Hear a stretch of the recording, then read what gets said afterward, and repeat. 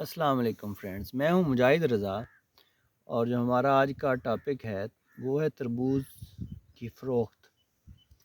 تو جیسا کہ آپ سب کو علم ہے کہ پورے پاکستان میں بارشوں کا سپیل جاری ہے، تو اس وجہ سے تربوز کی فصل بھی متاثر ہوئی ہے اور ریٹ بھی متاثر ہوا ہے۔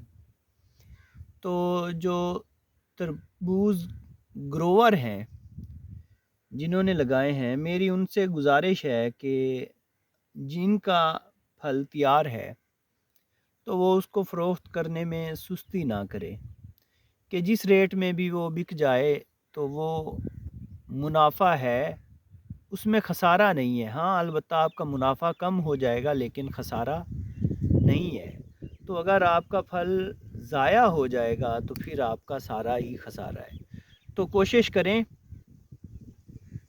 کہ جلدی اس کو بیچنے کی، کیونکہ جو بیوپاری حضرات ہیں وہ ذرا بھی انٹرسٹڈ نہیں ہے اس چیز میں، اور پہلے جیسی گہما گہمی نہیں ہے اس سیزن میں۔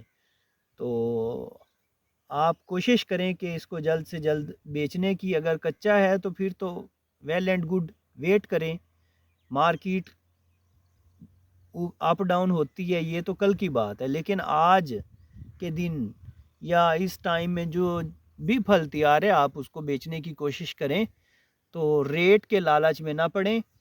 تو جو فروخت ہو گیا وہی اچھا ہے، جو ضائع ہو گیا تو وہ ٹوٹل خسارہ ہے۔ تو الحمدللہ یہ جس ریٹ میں بھی جائے گا تو اس میں خسارہ نہیں ہے، یہ آپ کے خرچے بھی نکال جائے گا، آپ کو کچھ نہ کچھ منافع بھی دے جائے گا، اور باقی پھل بھی تیار ہو جائے گا انشاءاللہ۔